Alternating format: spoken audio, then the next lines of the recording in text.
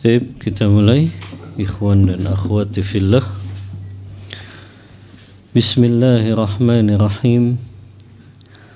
Assalamualaikum warahmatullahi wabarakatuh.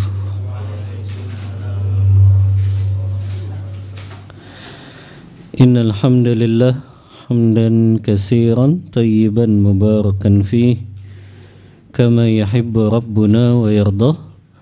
Wa asyhadu an la ilaha illallah wahdahu la syarikalah wa asyhadu anna Muhammadan abduhu wa rasuluh. Allahumma salli wa sallim ala nabiyyina Muhammadin sallallahu alaihi wasallam wa ala alihi wa ashabihi wa man tabi'ahum bi ihsanin ila yaumiddin, amma ba'd. Ikhwani wa akhwati fillah rahimani wa rahimakumullah. Bapak-bapak, ibu-ibu, kaum muslimin dan muslimah yang semoga Allah senantiasa melimpahkan rahmat dan hidayah taufik untuk kita semua. Alhamdulillah, puji dan puja syukur tiada henti kita panjatkan kehadirat Allah Subhanahu wa ta'ala di pagi hari ini. Dengan izin dan pertolongan dari Allah, kita bisa melanjutkan kembali kajian rutin kita di Jumat pagi hari ini.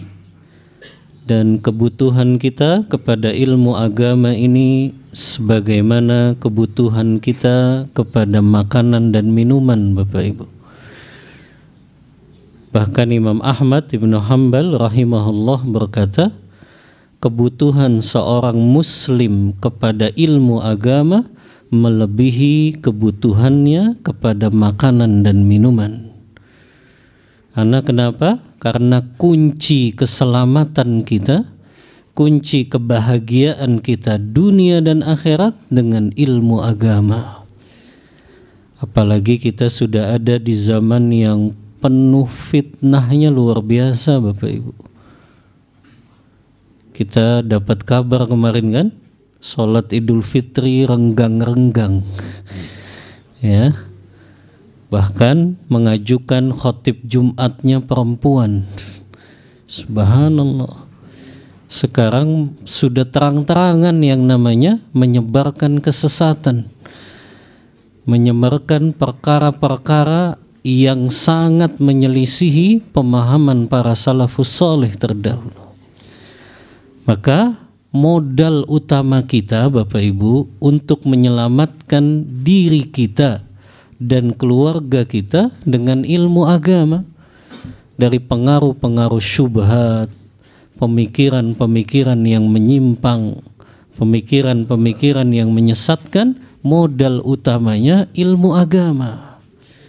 Makanya harusnya kita lebih bersemangat lagi. Kalau mereka yang membela kebatilannya, membela kesesatannya begitu semangat dalam menyebarkan pemahaman mereka, apalagi kita yang berjalan di atas jalan yang lurus, yang pemahaman kita kepada ilmu agama sesuai dengan pemahaman para sahabat. Harusnya kita lebih bersemangat lagi di dalam menuntut ilmu agama ini dan menyebarkannya kepada kaum muslimin dan muslimah.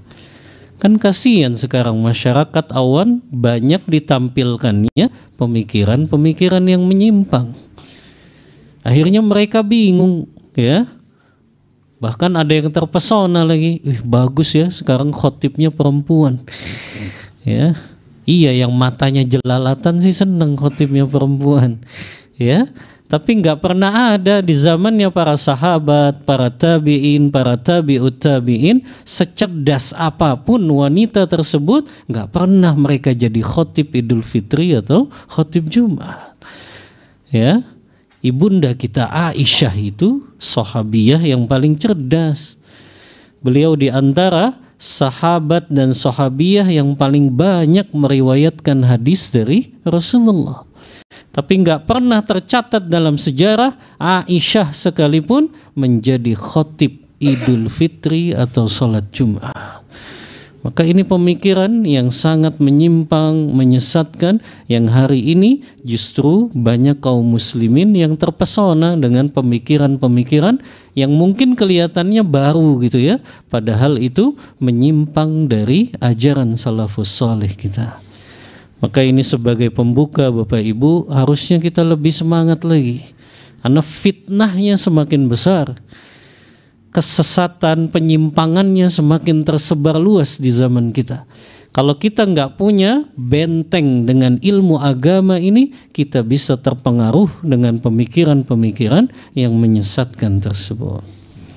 Baik, Bapak Ibu yang dirahmati Allah Subhanahu wa Ta'ala, insya Allah pada pagi hari ini kita akan membahas satu tema yang ini ana ambil dari kitab Lataiful Ma'arif yang ditulis oleh Al-Imam Ibnu Rajab rahimahullahu ta'ala, yang berjudul 3 tanda amal Ramadan kita diterima oleh Allah Ta'ala.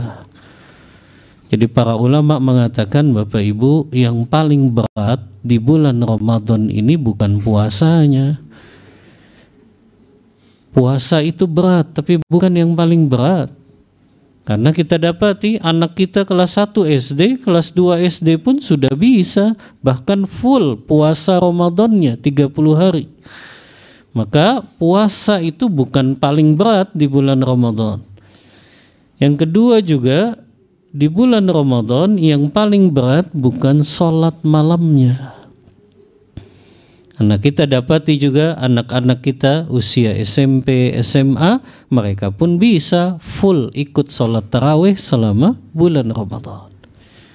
Yang paling berat di bulan Ramadan juga bukan iktikafnya.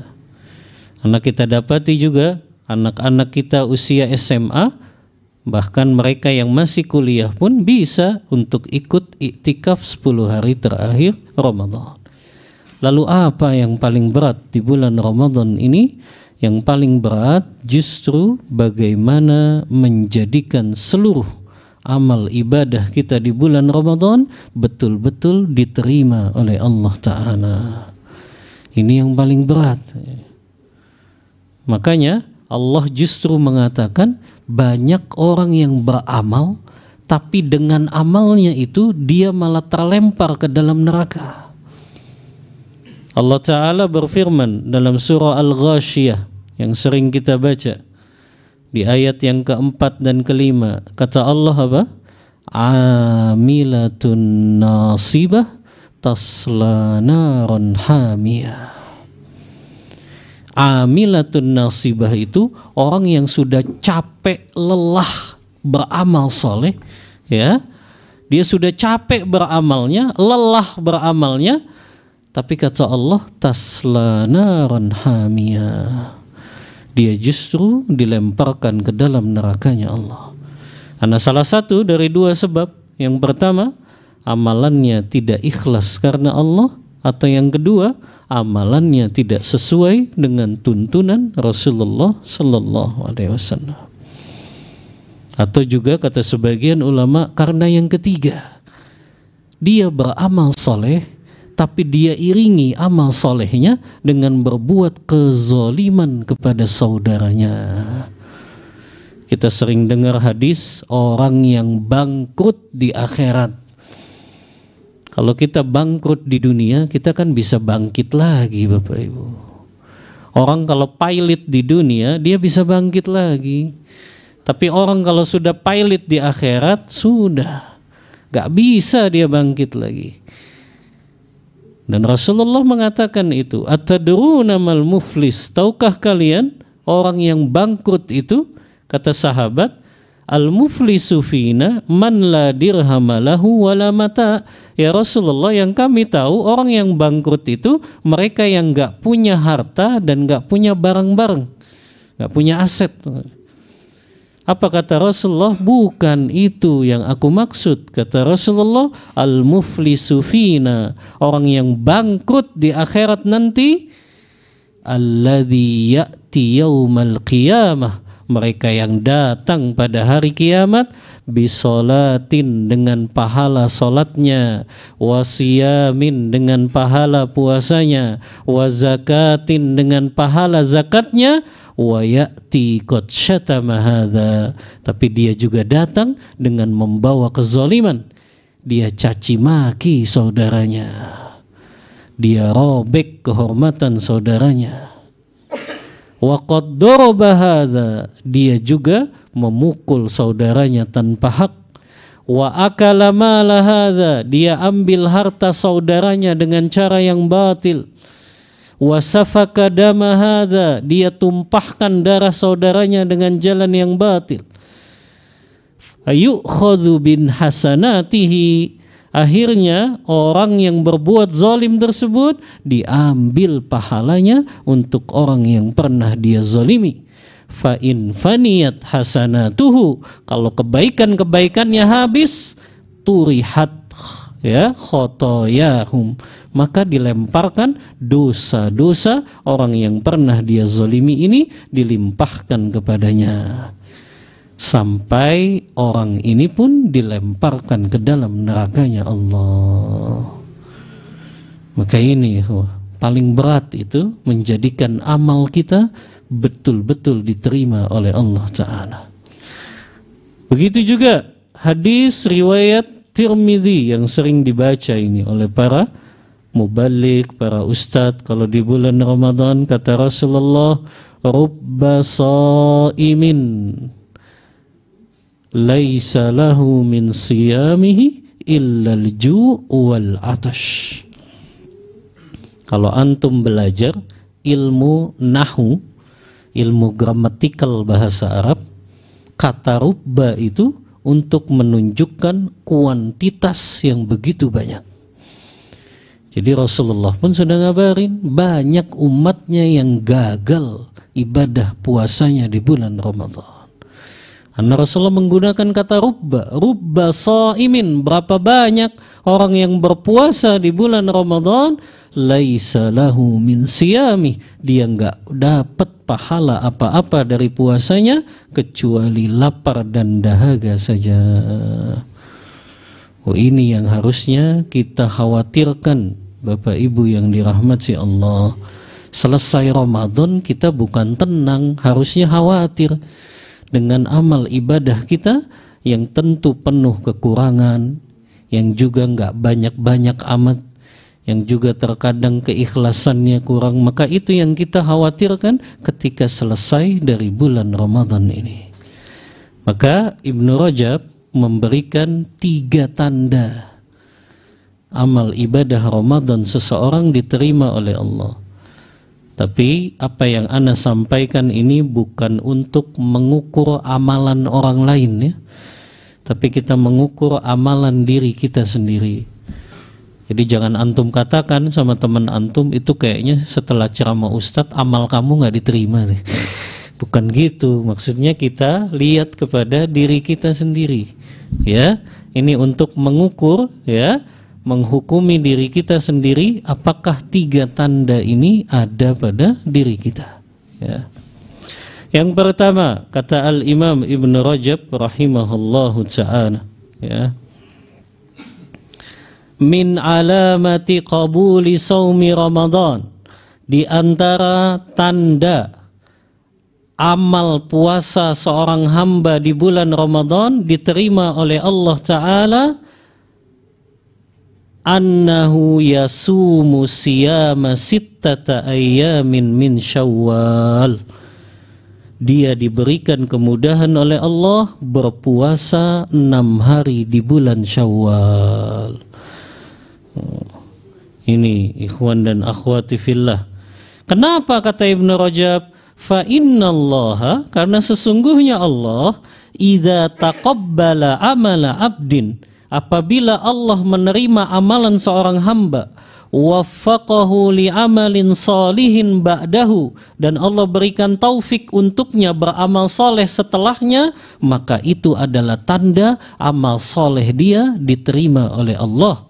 sebagaimana kaidah yang disebutkan para ulama salaf terdahulu, thawabul hasanati al hasanatu ba'daha, balasan pahala untuk amal soleh yang Allah terima dari seorang hamba, Allah mudahkan hamba itu untuk beramal setelahnya. Makanya ini diantara tandanya ikhwah, kita bisa melestarikan puasa kita setelah Ramadan, yaitu dengan puasa 6 hari di bulan Syawal. Kayaknya kalau jemaah PT Aufa udah selesai semua ya, 6 hari Syawal. Hah? Udah selesai semua juga ibu-ibunya ya. Maka ini jadi tanda ikhwan dan akhwati fillah ya. Puasa 6 hari di bulan Syawal menjadi tanda amal Ramadan seorang hamba diterima oleh Allah Ta'ala. Karena tadi Allah jadikan hamba tersebut bisa melestarikan amal soleh yang dia lakukan setelah Ramadan, itu tanda amalnya diterima. Jadi kalau ada orang ya, dia di Ramadan begitu semangat sholat tarawihnya, begitu semangat baca Al-Qur'annya, begitu semangat bahkan bersedekahnya ya, maka kita nggak bisa lihat itu diterima atau tidak ketika dia sedang Ramadan. Karena yang namanya orang di bulan Ramadan memang atmosfernya melakukan kebaikan nih. Sama kayak antum berada di Mekah sama Madinah. Ya. Makanya kebangetan kalau orang masih buat dosa di Mekah dan Madinah. Makanya dosanya kan dilipat gandakan, berbuat dosa di tanah haram. Makanya kalau antum lihat orang yang melakukan haji, umroh, kita nggak bisa melihat amal ibadahnya diterima atau tidak bukan dilihat saat mereka di Mekah dan Madinah. Karena yang namanya Mekah dan Madinah atmosfernya kebaikan nih.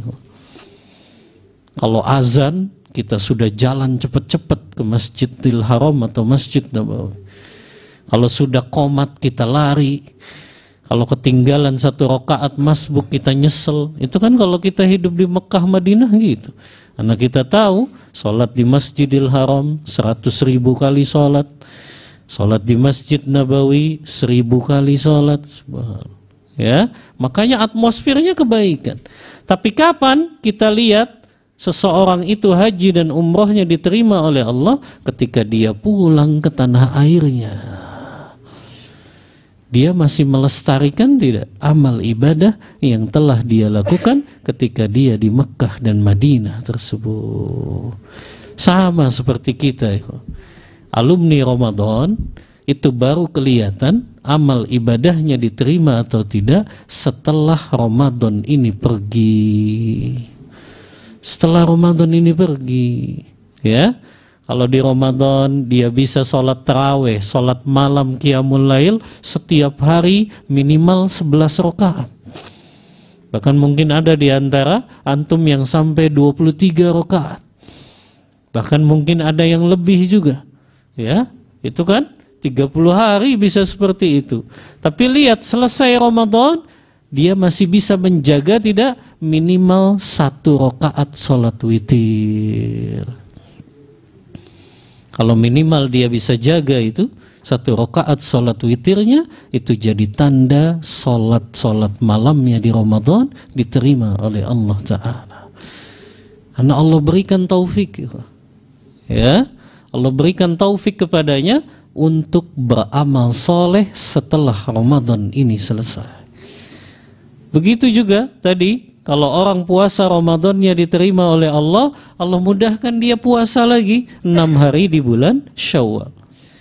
Bahkan sebagian ulama, ini pendapatnya Imam Syafi'i dan Abdullah ibn Mubarak. Beliau berdua mengatakan, yustahabbu siyamuha min awwali syahri mutatabi'atan wa huwa qawlu Syafi'i wa ibnil Mubarak. Sangat dianjurkan, kata Imam Syafi'i, berpuasa 6 hari di bulan Syawalnya setelah hari raya Idul Fitri langsung. Subhanallah. dan dilakukan secara berturut-turut, karena itu bagian dari fastabiqul khairat, berlomba-lomba dalam melakukan kebaikan. Tapi susah ya, kalau hari kedua Syawal sudah langsung mulai, kuenya masih banyak, ketupatnya belum habis, opornya sayang ya, maka susah. Tapi kata Imam Syafi'i, justru itu yang paling dianjurkan, karena itu menunjukkan fastabiqul khairat, berlomba-lomba dalam melakukan kebaikan. Walaupun pendapat jumhurul ulama, mereka mengatakan la farqa baina an yutabi'aha aw yufarriqaha minasyahri kullihi wa huma sawa'un. Tidak ada bedanya, baik dia berpuasa 6 hari di bulan Syawalnya dari mulai awal bulan Syawal, dan itu secara berturut-turut, atau dia puasa 6 hari di bulan Syawalnya di akhir bulan Syawal, ya, dan dia pun puasanya nggak berurutan, sama saja dia mendapatkan pahala seperti yang dikabarkan Rasulullah dalam hadis riwayat Muslim. Hadis riwayat Muslim, ya, dalam kitab sahihnya, yang Rasulullah bersabda, man shoma ramadhana thumma atba'ahu sittan min Syawal kana kasiyamid dahri. Siapa yang berpuasa Ramadan kemudian dia ikuti dengan puasa 6 hari di bulan Syawal, maka dia dapat pahala seperti orang yang berpuasa 1 tahun lamanya. Subhanallah. Antum puasa 36 hari dapat pahalanya seperti orang yang puasa 1 tahun. Ini kan amalan yang luar biasa, ikhwah.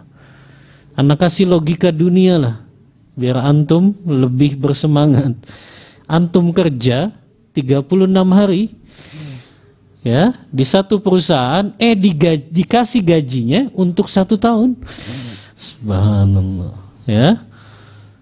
Antum bekerja di perusahaan, gaji sebulan, katakanlah berapa kalau di sini 10 juta ya, 5 juta lah ya. 5 juta, antum cuma kerja 36 hari, dikasih gajinya setahun. Subhanallah. Itu siapa yang nggak berlomba-lomba, ya? Dia kerja 36 hari, dikasihnya, kalau sebulan dia dapat 5 juta, dikasihnya 60 juta. Ya, ini Allah kasih ini orang puasa Ramadan 30 hari plus 6 hari, pahalanya orang yang puasa 1 tahun namanya. Kita kalau puasa 1 tahun kayaknya nggak sanggup. Jangankan puasa 1 tahun, puasa Daud saja kan susah. 1 hari puasa, 1 hari enggak, 1 hari puasa, 1 hari enggak, kan susah. Apalagi 1 tahun terus-terusan, itu kan berat. Tapi Allah memiliki kasih sayang kepada hambanya. Puasa kita 36 hari, kita sudah dikasih pahala orang yang puasa 1 tahun lamanya. Maka ini berlomba-lomba, ya. Kita masih ada kesempatan. Sekarang tanggal berapa Syawal? 21 Syawal. Kalau nggak salah Syawal tahun ini sampai 29. Ya, masih adalah kesempatan antum. Yang belum mulai dari sama sekali berarti mulai besok Sabtu. Ya, yang masih tersisa, ada yang mungkin sudah mulai, cepat diselesaikan. Sayang ini, kita tinggalkan, kita nggak dapat pahala 1 tahun lamanya berpuasa. Ya, maka ini diantara keutamaan orang yang berpuasa 6 hari di bulan Syawal. Ya, 2 tuh sudah. Yang pertama itu tanda amal puasa Ramadannya diterima oleh Allah. Yang kedua, dia dapat pahala orang yang berpuasa 1 tahun lamanya. Yang ketiga, kata Ibnu Rajab, ada tambahan faidah manfaat dan keutamaan dari puasa 6 hari di bulan Syawal, kata beliau, anna siyama syawalin wa sya'bana ka salatis sunani rawatib qabla salatil mafrudati wa ba'daha. Bulan Ramadan ini kan diapit sebelum Ramadan bulan apa? Sya'ban. Yang di situ juga kita dianjurkan berpuasa. Setelah Ramadan bulan Syawal, yang kita dianjurkan puasa 6 hari di bulan Syawal. Kata Ibnu Rajab, perumpamaan puasa Syawal itu, yaitu puasa 6 hari di bulan Syawal, itu seperti seseorang melakukan sholat sunnah rawatib. Sholat sunnah rawatib itu sholat sunnah sebelum atau sesudah sholat fardu. Kenapa? Karena sholat sunnah rawatib itu kan fungsinya untuk apa? Menambal, ya, menyempurnakan kekurangan-kekurangan dalam sholat fardu kita. Begitu juga puasa 6 hari di bulan Syawal untuk menambal kekurangan-kekurangan puasa Ramadan kita dan menyempurnakan, ya, kekurangan-kekurangan puasa Ramadan kita. Dan kita akui, ikhwan dan akhwat, puasa Ramadan kita banyak kekurangannya, jauh dari kesempurnaan. Bahkan banyak perkara-perkara yang tidak bermanfaat yang kita lakukan. Banyak kelalaian-kelalaian yang kita lakukan selama puasa Ramadan. Maka untuk menambalnya, untuk menyempurnakan pahalanya dengan melaksanakan puasa 6 hari di bulan Syawal. Itu fungsinya, ya. Jadi perumpamaan puasa 6 hari di bulan Syawal seperti salat sunnah rawatib. Salat sunnah rawatib fungsinya menyempurnakan kekurangan-kekurangan kita dalam salat fardu. Puasa 6 hari di bulan Syawal juga untuk menambal dan menyempurnakan kekurangan-kekurangan kita dalam puasa Ramadan. Ya. Ini keutamaan yang ketiga. Yang keempat, anna siyama Ramadana yujibu maghfiratan ma taqaddama minadz-dzunub. Sesungguhnya puasa Ramadan itu kan menggugurkan dosa-dosa kita di masa lalu. Wa anna as-shaimina li Ramadana yuwaffawna ujurahum fi yaumil fitr. Orang-orang yang telah berpuasa di bulan Ramadan, mereka disempurnakan pahalanya oleh Allah pada hari raya Idul Fitri. Fayakunu mu'awadatus siyami ba'dal fitri syukran lihadihin ni'mah. Fala ni'mata a'zamu min maghfiratiz dzunub. Kata Ibnu Rajab, puasa 6 hari di bulan Syawal itu tanda kesyukuran seorang hamba atas nikmat dipertemukan dengan bulan Ramadan. Jadi bentuk syukur kita, ikhwah, sudah Allah pertemukan dengan bulan Ramadan, yang itu menjadi penggugur dosa-dosa kita, itu adalah dengan puasa 6 hari di bulan Syawal. Bahkan Ibnu Rajab mengatakan, fala ni'mata a'zam, tidak ada nikmat yang lebih baik, ikhwah.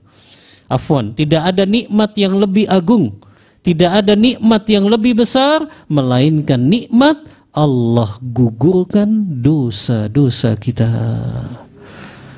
Tidak ada nikmat yang lebih besar selain Allah gugurkan dosa-dosa kita setelah kita keluar dari bulan Ramadan. Karena yang buat beban hidup kita berat ini kan dosa, Bapak Ibu. Yang buat kita pusing, ya, yang buat beban hidup kok rasanya berat sekali, itu dosa-dosa kita. Ya, makanya orang yang keluar Ramadan dosa-dosanya diampuni oleh Allah, subhanallah, hidupnya tuh begitu enteng rasanya.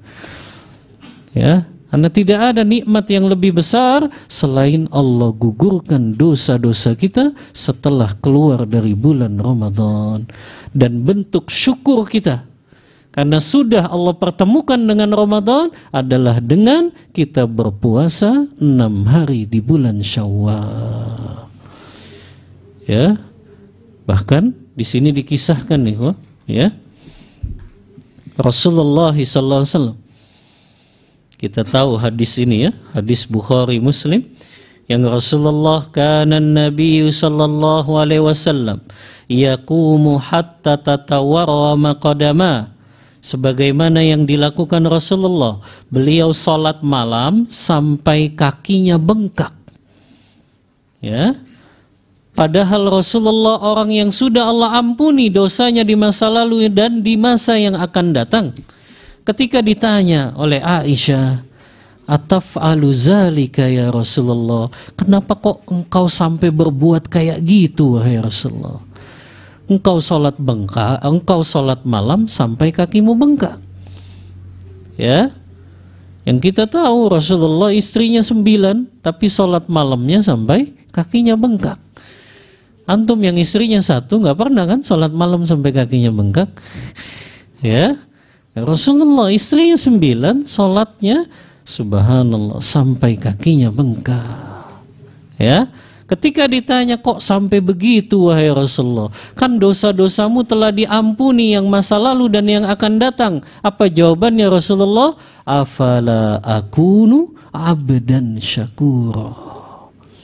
Apakah enggak boleh aku menjadi hamba Allah yang bersyukur? Jadi nikmat yang paling besar itu ikhwah, nikmat ketika kita bisa mengamalkan ajaran agama ini dalam ketaatan kepada Allah. Itu nikmat yang besar, ikhwah. Tapi ini kan nikmat yang sering kita remehkan. Kita selama ini menganggap nikmat itu hanya berupa harta, berupa jabatan, berupa kedudukan, berupa popularitas. Itu kan yang sering ada dalam pikiran kita. Padahal kita bisa mengamalkan ajaran agama ini, itu nikmat yang jauh lebih besar. Dan itu yang disyukuri Rasulullah. Allah berikan kepadanya kemampuan untuk melakukan dakwah. Ya. Berpuasa, ya. Rasulullah kan puasa Senin Kamis. Puasa Ayyamul Bid 3 hari setiap bulan, ya. Makanya sakitnya Rasulullah berapa kali? 1 kali saja seumur hidup beliau. Kita ini banyak makan makanya sering sakit. Ya, jarang puasa juga. Ya.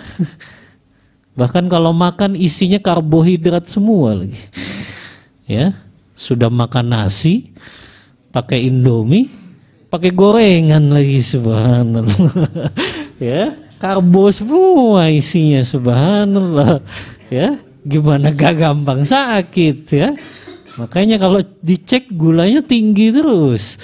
Ya, Rasulullah ya mengajarkan pola hidup sehat, makanya puasa, ya.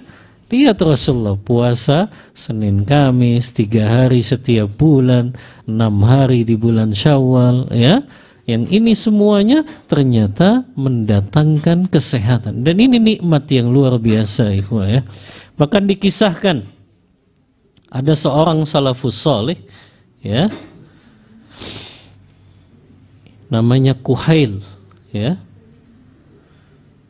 Beliau ya pernah ditanya, ya, wahai Kuhail, ya, kenapa kok engkau ya sering melakukan puasa sunnah? Ya. Maka apa jawaban Kuhail? Kata Kuhail, ya, wufiqtu liqiyamil lail. Aku diberikan taufik oleh Allah untuk sholat malam, untuk mendirikan qiyamul lail.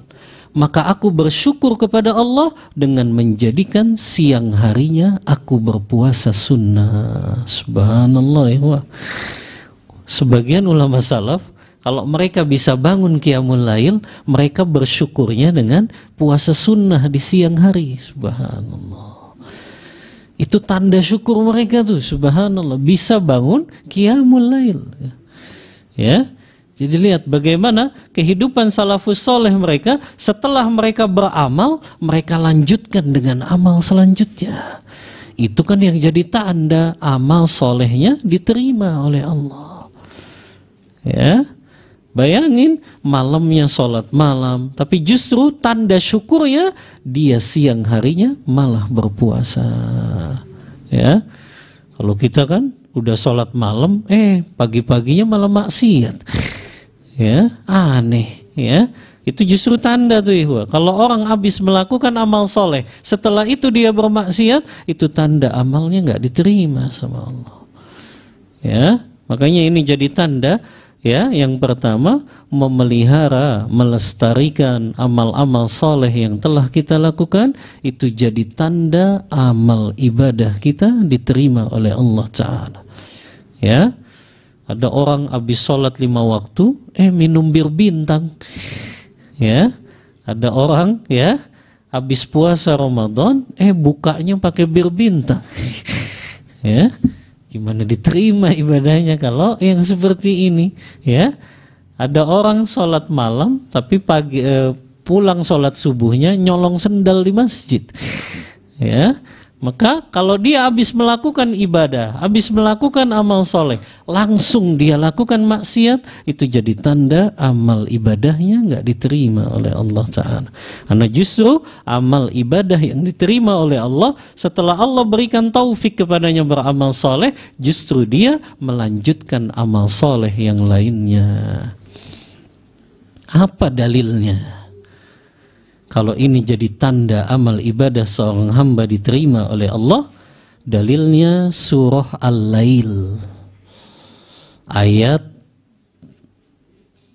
anda lupa 567 atau 678 itu. Fa'amma man a'ta wattaqa wa saddaqa bil husna fasanuyassiruhu lil yusra. Ya. Fa'amma man a'ta wattaqa. Adapun orang yang bersedekah, wattaqa, dan dia bertakwa, wasaddaqa bil husna, dan dia membenarkan adanya surganya Allah. Ya, apa kata Allah? Fasanuyassiruhu lil yusra. Allah mudahkan dia untuk beramal soleh selanjutnya. Jadi orang yang sodakohnya diterima, orang yang ketakwaannya diterima oleh Allah Ta'ala, itu akan memunculkan apa? Dia akan beramal soleh untuk selanjutnya. Begitu ihwa. Ya, maka ini dalilnya. Ya, makanya Ibnu Katsir juga ketika menafsirkan ayat ini dalam tafsirul Qur'anil Azim, beliau mengatakan ini jadi tanda. Orang kalau amal solehnya diterima oleh Allah, Allah berikan taufik untuk dia melakukan amal soleh selanjutnya. Ya, jadi melestarikan ibadah-ibadah yang kita lakukan, itu tanda amal ibadah kita sebelumnya diterima oleh Allah Ta'ala. Ya, dan sebaliknya, ya, wa amma man bakhila wastaghna wa kadzdzaba bil husna fasanuyassiruhu lil usra. Adapun orang yang dia mendustakan dan dia bakhil, ya, dan dia juga mendustakan adanya hari kiamat, ya, adanya surga, adanya neraka, justru dia dijadikan oleh Allah beramalnya, setelah beramal soleh dia lakukan kemaksiatan kepada Allah. Ya, maka ini dalil, ya, tanda yang pertama ikhwah, kalau seseorang amal ibadah Ramadannya diterima oleh Allah, dia bisa melestarikan amal-amal yang telah dia lakukan di Ramadan. Di antaranya, kalau puasa Ramadannya diterima, Allah mudahkan dia berpuasa 6 hari di bulan Syawal. Ya, ada beberapa masalah fikih, ya, tentang puasa 6 hari di bulan Syawal. Yang pertama, mana yang lebih didahulukan, puasa qadha atau puasa 6 hari di bulan Syawal? Ini biasanya sering ditanyakan sama ibu-ibu ya, karena ibu-ibu banyak hutang puasa Ramadannya. Ya, apakah dia haid, apakah dia nifas, apakah dia melahirkan dan menyusui, ya. Sedangkan mungkin dia mengalami nifasnya bisa sampai 30 hari. Ya, full dia nggak puasa Ramadan. Maka gimana dia bisa puasa 6 hari di bulan Syawal? Nah, maka ada dua pendapat di kalangan para ulama. Ya, pendapat yang pertama ini pendapat Imam Ahmad bin Hanbal rahimahullahu taala. Beliau memang berpendapat tidak boleh mendahulukan puasa sunnah 6 hari di bulan Syawal sebelum melaksanakan puasa qadha. Jadi harus diqadha dulu puasanya. Beliau berdalil dengan hadis tadi, hadis riwayat Muslim, yang Rasulullah bersabda, "Man shoma Ramadana." Siapa yang berpuasa di bulan Ramadan, kata Imam Ahmad, berarti di sini syaratnya puasa Ramadannya sempurna dulu. Summa atba'ahu sittan min Syawal. Kemudian dia iringi puasa Ramadan yang sudah sempurna itu dengan puasa 6 hari di bulan Syawal, baru dia dapat keutamaan tadi, kana kasiyamid dahri. Dia dapat pahala orang yang berpuasa 1 tahun lamanya. Tapi ini baru pendapat yang pertama. Adapun pendapat yang kedua, pendapat jumhurul ulama, mayoritas para ulama. Berarti mayoritas para ulama di sini siapa? Imam Abu Hanifah, Imam Malik, dan Imam Asy-Syafi'i rahimahumullahu jami'an.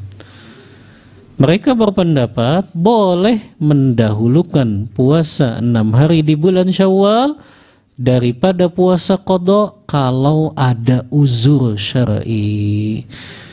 Ya, kalau ada uzur, ya, misalnya tadi memang wanita ini nifasnya begitu panjang sehingga hutang puasa Ramadannya pun banyak.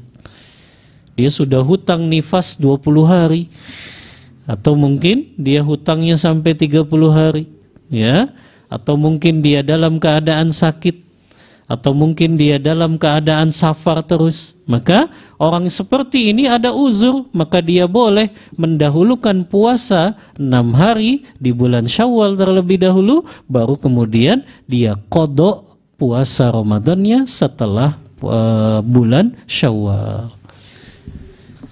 Pendapat kedua menggunakan dalil hadis Aisyah. Hadisnya juga sahih. Aisyah radhiyallahu anha pernah mengatakan, aku tidak bisa mengqadha puasa Ramadanku sampai aku baru bisa mengqadhanya di bulan Sya'ban. Nah, ini ya. Maka Aisyah, kenapa beliau nggak bisa mengqadha? Karena beliau ada uzur. Ya. Makanya ulama membolehkan dahulukan puasa 6 hari di bulan Syawal kalau memang dia gak mampu mengqadhanya di bulan Syawal tersebut karena ada apa? Uzur syar'i. Adapun sengaja, udahlah, qadhanya nanti belakangan, puasa 6 harinya duluan, padahal masih banyak waktunya di bulan Syawal.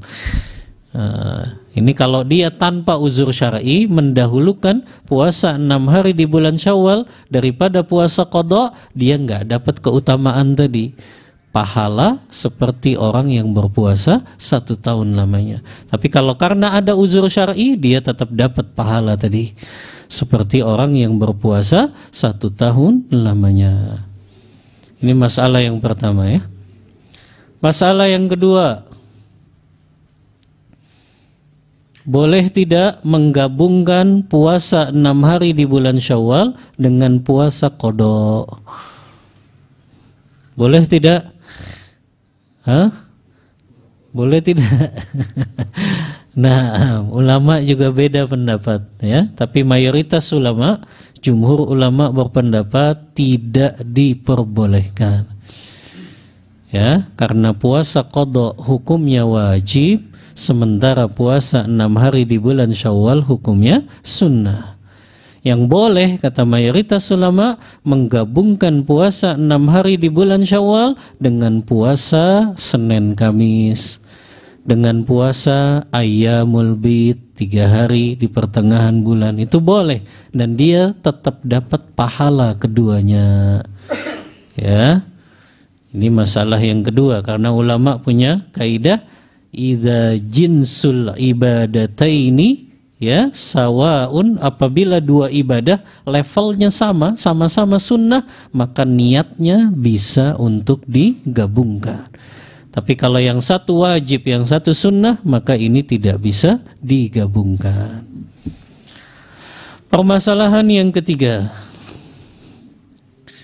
apakah niat puasa 6 hari di bulan Syawal harus sebelum datangnya waktu subuh?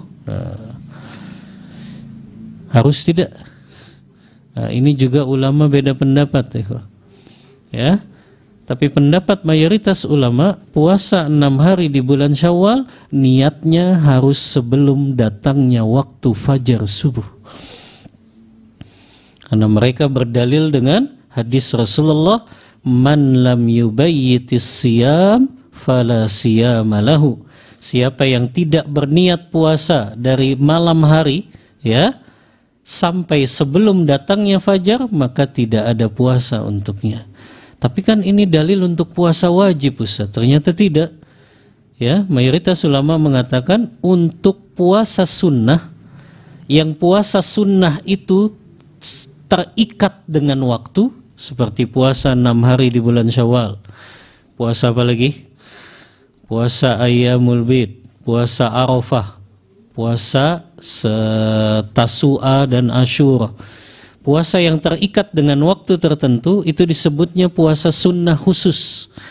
Kalau puasa sunnah khusus itu tetap niatnya harus sebelum datang fajar subuh. Beda dengan puasa sunnah mutlak. Nah, ya, ulama membagi puasa sunnah khusus dengan puasa sunnah mutlak. Kalau puasa sunnah mutlak itu boleh niatnya sampai sebelum sholat zuhur. Makanya hadis yang pernah kita sering dengar, ya, Rasulullah pernah bertanya kan kepada Aisyah, ada makanan tidak wahai Aisyah? Kata Aisyah, enggak ada wahai Rasulullah. Kata Rasulullah, idzan ana shaim, kalau begitu saya puasa. Nah, puasanya Rasulullah itu, kata ulama, puasa mutlak, sunnah mutlak saja. Tidak terikat dengan waktu tadi, ya. Kalau yang terikat dengan waktu, puasa sunnah khusus 6 hari di bulan Syawal, puasa Arafah, puasa Asyura, Tasu'a, ya, maka itu harus dengan niat puasanya sebelum datangnya waktu subuh. Ini ya beberapa permasalahan fikih yang biasanya ditanyakan dalam masalah puasa 6 hari di bulan Syawal. Kemudian tanda yang kedua, ikhwah, amal ibadah Ramadan seseorang diterima oleh Allah Ta'ala. Allah Ta'ala menjadikan hamba tersebut dalam keadaan khawatir amal ibadahnya nggak diterima oleh Allah. Ya, subhanallah, semakin kita khawatir, ikhwah, semakin kita takut amal Ramadan kita nggak diterima, itu justru jadi tanda amal kita diterima. Apa dalilnya? Firman Allah Ta'ala dalam surah Al-Mu'minun ayat yang ke-60. Allah berfirman, walladzina yu'tuna ma atau wa qulubuhum wajilah annahum ila rabbihi raji'un. Ya, kata Allah Ta'ala, dan orang-orang yang datang kepada Allah membawa amalnya dalam keadaan takut. Kata Al-Hafiz Ibnu Katsir dalam tafsirul Qur'anil Azim, ketika ayat ini Rasulullah baca kepada Aisyah, Aisyah bertanya, ya Rasulullah, ada orang yang datang membawa amalnya kepada Allah dalam keadaan takut. Ahumul ladzina yasrikun, apakah mereka itu orang yang suka mencuri? Ahumul ladzina yaznun, apakah mereka orang yang suka berzina? ahumul ladzina yashrabunal khamra, apakah mereka orang yang suka minum minuman khamr? Apa kata Rasulullah? La ya banatas siddiq, bukan. Yang Allah maksud dalam ayat ini adalah humul ladzina yusallun, mereka orang-orang yang rajin salatnya. Humul ladzina yasumun, mereka orang-orang yang rajin puasanya. Humul ladzina yatasaddaqun, mereka orang-orang yang rajin sedekahnya. Walakin yakhafun alla yataqabbalallahu minhum, tapi mereka takut amal ibadah mereka nggak diterima sama Allah. Ini Allah menceritakan hatinya para sahabat. Para sahabat itu di tengah banyaknya amal mereka, mereka takut amalannya nggak diterima. Kalau kita kan kepedean, ya, seolah-olah setelah amal langsung diterima gitu. Enggak. Sahabat saja, Utsman bin Affan yang setiap hari 1 kali khatam. Ya, ibadahnya Utsman bin Affan tuh 1 hari 1 kali khatam Al-Quran. 30 juz, bukan juz 30 saja. Ya, bahkan diriwayatkan beliau di bulan Ramadan mengkhatamkan Al-Quran dalam 1 kali sholatnya. Allahu Akbar. 1 kali sholat, Utsman bin Affan khatam Al-Quran. Ya, kok begitu lezat ya beliau membaca Al-Quran. Kok begitu nikmat ya para sahabat membaca Al-Quran. Kok mereka begitu merasakan kelezatan berkomunikasi dengan Allah Ta'ala. Makanya Utsman kan memiliki perkataan yang kita kenal ya. Lau tahurat qulubuna lam nashba' min kalami rabbina. Kalau hati-hati kita ini bersih dan jernih, niscaya kita nggak akan pernah merasa kenyang dari membaca Al-Quranul Karim. Jadi gampang ya, parameter hati kita bersih atau kotor, lihat bagaimana interaksi kita dengan Al-Quran. Tapi lihat, di tengah banyaknya amalnya sahabat, mereka takut amal mereka nggak diterima oleh Allah Ta'ala. Ya. Maka ini ikhwan dan akhwati fillah yang menjadi renungan bagi kita semuanya, bahwa di tengah amal kita mungkin yang sedikit, kadang juga mungkin kurang ikhlasnya, jauh dari kesempurnaan, banyak kekurangannya, maka kita justru harus lebih takut lagi dengan amal yang tidak diterima oleh Allah. Yang terakhir ikhwah, yang ketiga, tanda amal ibadah Ramadan seorang hamba diterima oleh Allah, Allah jadikan hamba tersebut senantiasa berdoa kepada Allah agar amal ibadahnya diterima oleh Allah. Ini juga yang dicontohkan oleh Rasulullah kan? Beliau senantiasa membaca doa, Allahumma inni as'aluka ilman nafi'an wa rizqan tayyiban wa amalan mutaqabbala. Ya Allah, aku minta kepadamu ilmu yang bermanfaat, rezeki yang thayyib, yang baik dari yang halal, dan juga amal yang senantiasa diterima. Bahkan Nabi Allah Ibrahim, Nabi Allah Ismail juga baca doa agar amalnya diterima. Bahkan Allah abadikan di dalam surah Al-Baqarah ayat 127. Kata Allah, wa idh yarfa'u Ibrahimul qawa'ida minal baiti wa Ismail Rabbana taqabbal minna innaka antas sami'ul alim.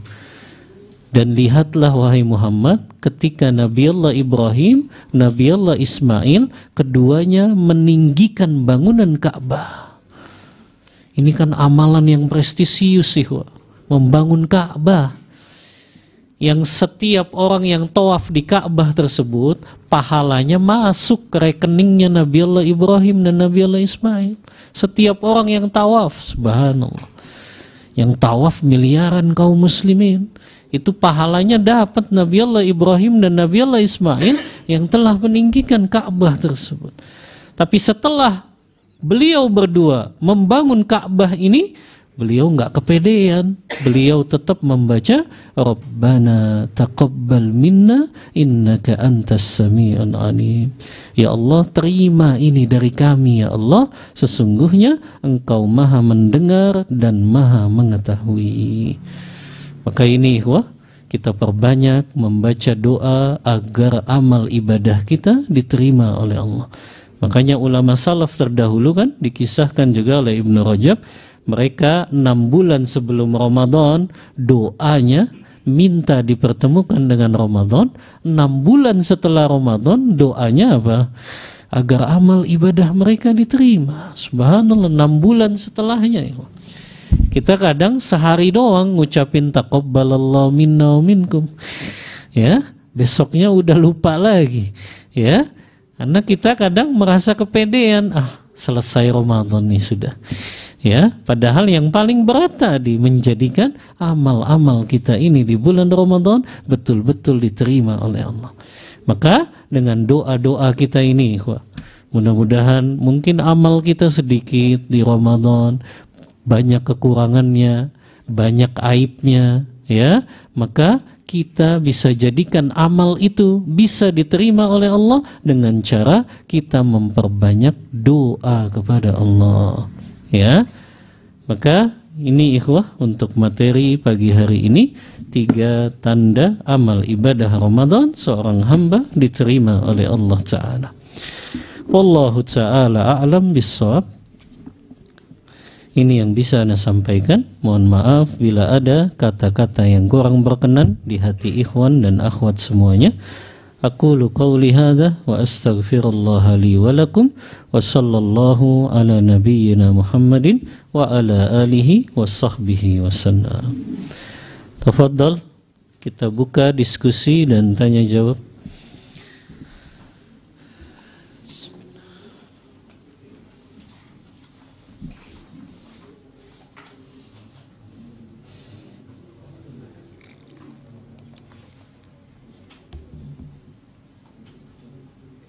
Nah, tafadhal. Waalaikumsalam warahmatullahi wabarakatuh. Ada teman kita ya yang sedang puasa sunnah, ketika kita tanya apakah sedang berpuasa, terlihat ragu untuk menjawab. Pertanyaannya, apa kita harus menyembunyikan kondisi amalan kita yang sedang berpuasa sunnah, atau kita katakan saja kita sedang dalam keadaan berpuasa? Iya. Iya, jazakallahu khairan. Pertanyaan yang sangat bermanfaat ya. Berkaitan dengan amalan-amalan yang kita lakukan, memang ada sebuah hadis yang memerintahkan kita untuk menyembunyikan amal-amal soleh kita yang memang bisa kita sembunyikan ya. Adapun seseorang ditanya ya, apakah kamu puasa atau tidak ya, kalau memang dia berpuasa cukup dia jawab insya Allah saja ya. Karena misalnya antum lagi bertamu nih ya, kata tuan rumah, maaf puasa enggak ya gitu. Kalau antum ragu-ragu kan malah disediain juga makanannya ya. Lebih baik kalau antum puasa katakan insya Allah saja. Tapi kalau antum khawatir itu bisa menimbulkan riya, riya tuh pengen dipuji gitu ya, karena sedang puasa ya, maka nggak apa-apa kalau antum sembunyikan amalan tersebut. Tapi kalau memang sekiranya antum jawab pun nggak masalah gitu, nggak mempengaruhi niat antum, nggak merusak keikhlasan antum dalam berpuasa, ya dijawab saja. Minimal tadi dengan ucapan insya Allah gitu. Wallahu ta'ala a'lam bissawab. Ada lagi ikhwan akhwat? Naam, tafadhal. Ada pertanyaan dari ibu-ibu Ustaz. Assalamualaikum Ustaz. Waalaikumsalam warahmatullahi wabarakatuh. Saat bulan Ramadan saya mendengar pahala membaca Al-Quran minimal 100 ayat dari salah satu Ustaz, itu berpahala seperti sholat bersama imam semalam suntuk. Apakah pahala ini berlaku juga di luar bulan Ramadan? Jazakumullah khairan Ustaz, barakallahu fikum. Nah, iya. Wa jazahallahu khairan wa barakallahu fiha. Pertanyaan yang juga bermanfaat ya. Memang ada hadis riwayat Tabrani, riwayat Ad-Darimi juga dalam kitab sunannya. Rasulullah bersabda, "Man qara'al Qur'ana fi lailatin bi mi'ati ayah kutiba lahu kunutu lailah." Kata Rasulullah, siapa yang membaca Al-Quran di malam hari minimal 100 ayat, maka Allah tuliskan pahala untuknya seperti orang yang sholat sunnah semalam suntuk. Hadis ini memang maknanya umum, tidak hanya di bulan Ramadan. Jadi tidak hanya di bulan Ramadan. Berarti kalau di bulan Syawal pun kita baca Al-Quran malam hari minimal 100 ayat, kita dapat pahala ini. Atau di bulan Zulqa'dah, di bulan Zulhijjah, di bulan-bulan yang lainnya, kita baca Al-Quran malam hari 100 ayat, kita dapat pahala orang yang sholat sunnah semalam suntuk.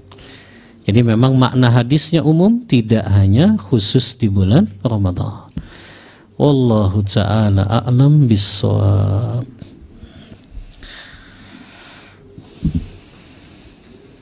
Ada lagi ikhwan akhwat?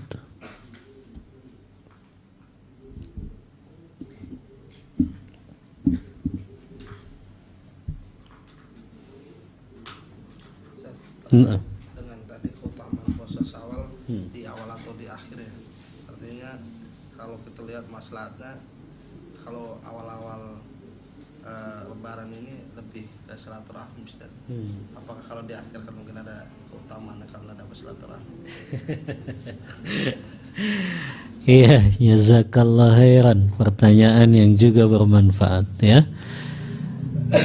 Berkaitan dengan puasa 6 hari di bulan Syawal ya.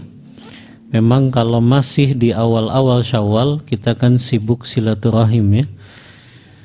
Ke kerabat-kerabat kita berkunjung, yang pasti ya kita akan dijamu dengan makanan-makanan lebaran ya. Bahkan tentu kita merasa kurang enak hati kalau nggak memakan jamuan-jamuan tersebut. Maka apakah ada keutamaan kalau dia mengakhirkan puasa Syawalnya ya? Wallahu a'lam. Kalau dalil khusus tentang itu tentu tidak ada. Tapi kalau memang dengan dia mengakhirkan puasa Syawal, dia bisa melakukan ibadah lain seperti silaturahim tadi, maka ya dia dapat pahala yang double saja, karena dia dapat pahala menyambung tali silaturahim dia dapat di awal Syawal, dan di akhir Syawal dia pun puasa 6 hari di bulan Syawal. Paling berdasarkan itu saja, karena memang di antara amalan yang juga berpahala besar kan dengan kita menyambung tali silaturahim. Ya, kita berkunjung kepada kerabat, kita bawain kue ke kerabat, kita kasih hadiah ke kerabat, ya, yang mereka memang haknya lebih utama untuk kita dahulukan daripada hak-hak yang lainnya. Jadi haknya kerabat itu kan besar. Bahkan Allah tempatkan haknya para kerabat kita setelah haknya kedua orang tua kita.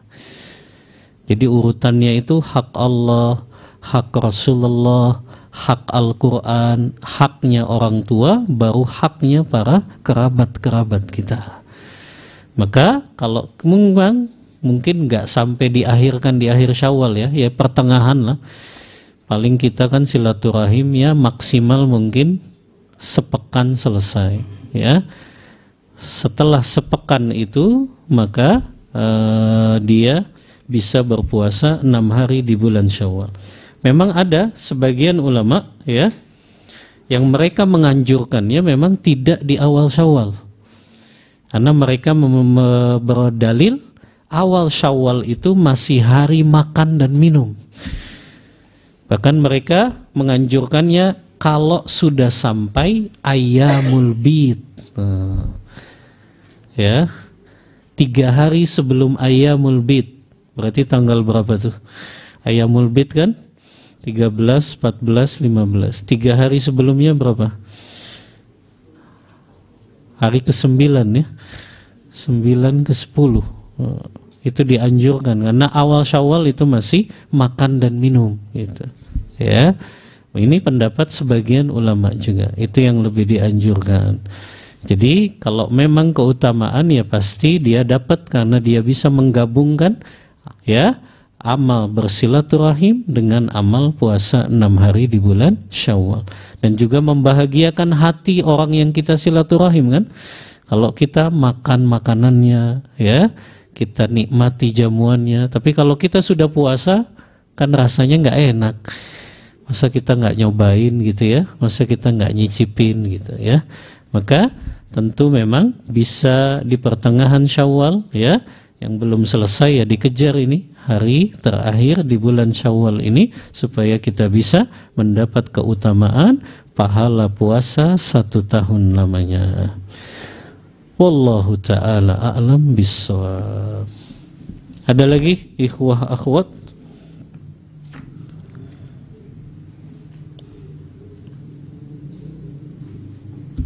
Gak ada. Sudah diem ini, lapar apa pada diem? Taib. Antum mau mulai aktivitas ya? Kalau begitu kita cukupkan kajian kita pada pagi hari ini. Mudah-mudahan bisa kita amalkan di dalam kehidupan kita sehari-hari. Wallahu ta'ala a'lam bissawab. Wa sallallahu ala nabiyyina Muhammadin wa ala alihi wa sahbihi wasallam. Kita tutup kajian kita membaca doa kafaratul majlis. Subhanakallahumma wa bihamdika asyhadu an la ilaha illa anta astaghfiruka wa atubu ilaik. Walhamdulillahi rabbil alamin. Wassalamu alaikum warahmatullahi wabarakatuh.